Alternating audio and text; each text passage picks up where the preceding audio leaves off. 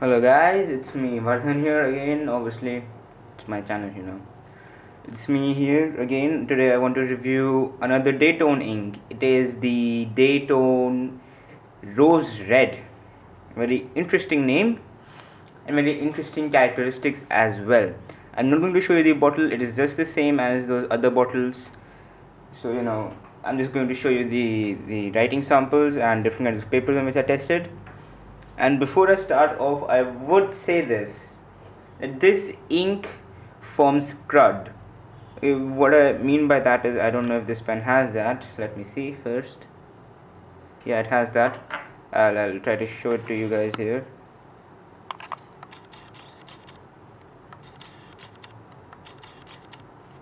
Now it would not like to focus.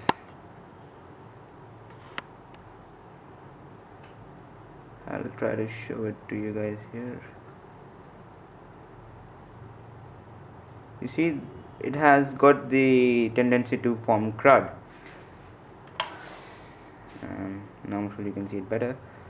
It has got the tendency to form a crud, which is not very favorable. Because if it forms crud, this means that it forms crud, right?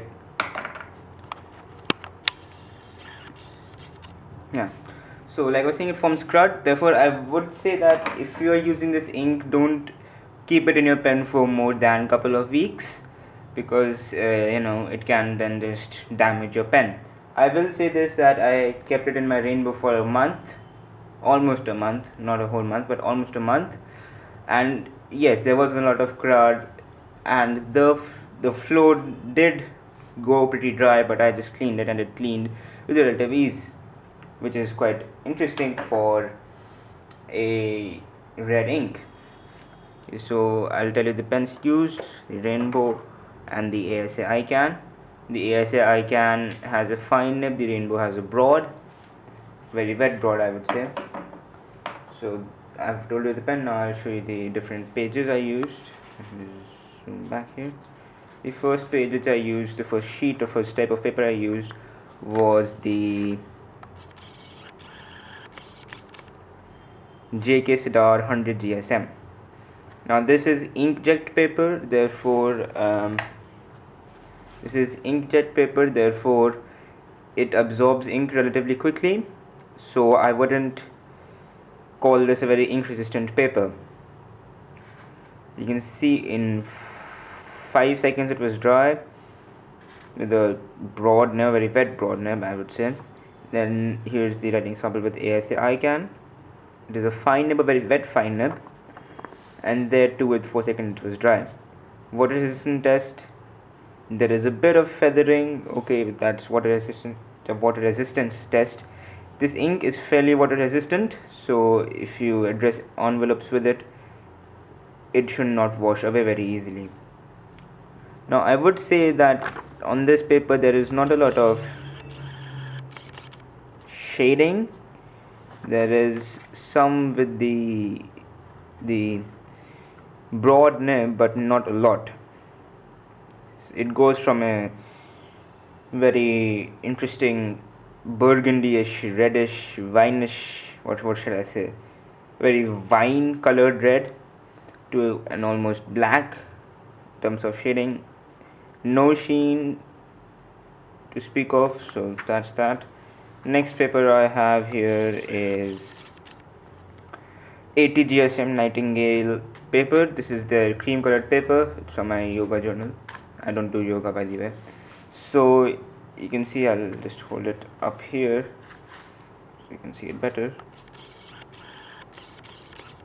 Yeah, so here there was some shading.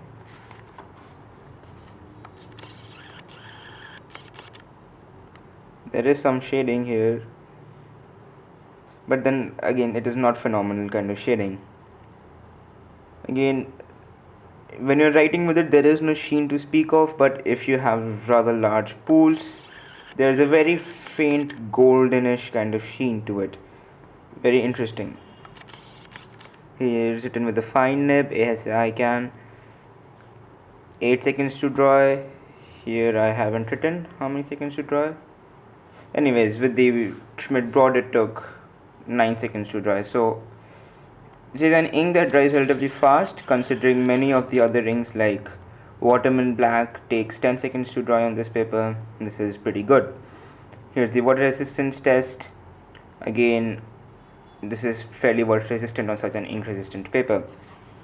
Lastly, I have here the cheapest of the lot.